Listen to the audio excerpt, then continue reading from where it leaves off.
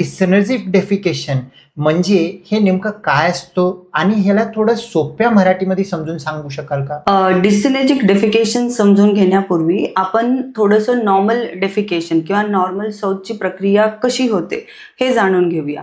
यामध्ये जेव्हा शौच किंवा स्टूल जेव्हा रेक्टममध्ये येतं तर त्यावेळेस तिथून सिग्नल जातात आणि नॉर्मल प्रक्रियेमध्ये असं होतं की ॲनल किंवा जो लोअर गेट आहे, आपण ज्याला द्वार पण म्हणू शकतो, ते रिलॅक्स होण्याचे सिग्नल आपल्याला भेटतात.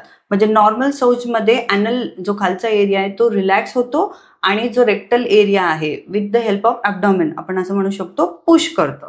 तर नॉर्मली वरतून ते पुश केलं जातं आणि खालचा एरिया रिलॅक्स होतो. हे नॉर्मल शौचामध्ये होतं. पण आता त्याच्या उलट ज्या गोष्टी होतात त्याला आपण थोडक्यामध्ये डिसनेजिक डेफिकेशन म्हणू शकतो. तर जसं की जर जे ॲनल कॅनल आहे ते प्रॉपरली रिलॅक्स न होता ते बंद होणं, ज्याला की आपण पॅराडॉक्सिकली बंद होणं किंवा पॅराडॉक्सिकल कॉन्ट्रॅक्शन असं म्हणू शकतो, ते होतं. किंवा पाहिजे तेवढं रिलॅक्स न होणं आणि रेक्टममध्ये जो प्रॉपर पुश पाहिजे तो भेटत नसेल, तर ह्या 2-3 गोष्टी जेव्हा इन्व्हॉल्व होऊन जो प्रॉब्लेम होतो डेफिकेशनचा, आपण त्याला डिसनेजिक डेफिकेशन म्हणतो. ओके.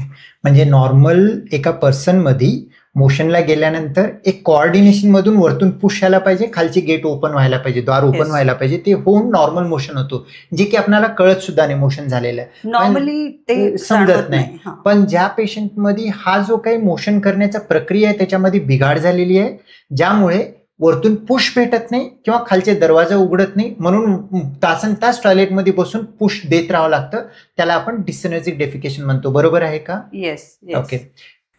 डिसनेजिक डेफिकेशन हे आजाराचे नेमकं लक्षणं काय असतात ह्याबद्दल सांगू शकाल का? डिसनेजिक डेफिकेशन टाईप कॉन्स्टिपेशन मध्ये आपण असं म्हणू शकतो की म्हणजे पेशंटला खूप वेळ लागतो टॉयलेटमध्ये. त्याच्यानंतर त्यांना असं वाटतं की त्यांना खूप जोर लावावा लागत आहे मोशन पास करण्यासाठी. तरी देखील अटकल्याची फिलिंग म्हणजे ब्लॉक फिलिंग असणे किंवा कधी कधी त्यांना मॅन्युअली म्हणजे बोटांचा वापर करून मोशन काढायला लागत असेल, टॉयलेटमध्ये खूप जास्त वेळ लागत असेल आणि हार्ड स्टूल येत असतील, तर असे काही लक्षणं असतील तर आपण डिसनेजिक डेफिकेशन आहे असं म्हणू शकतो.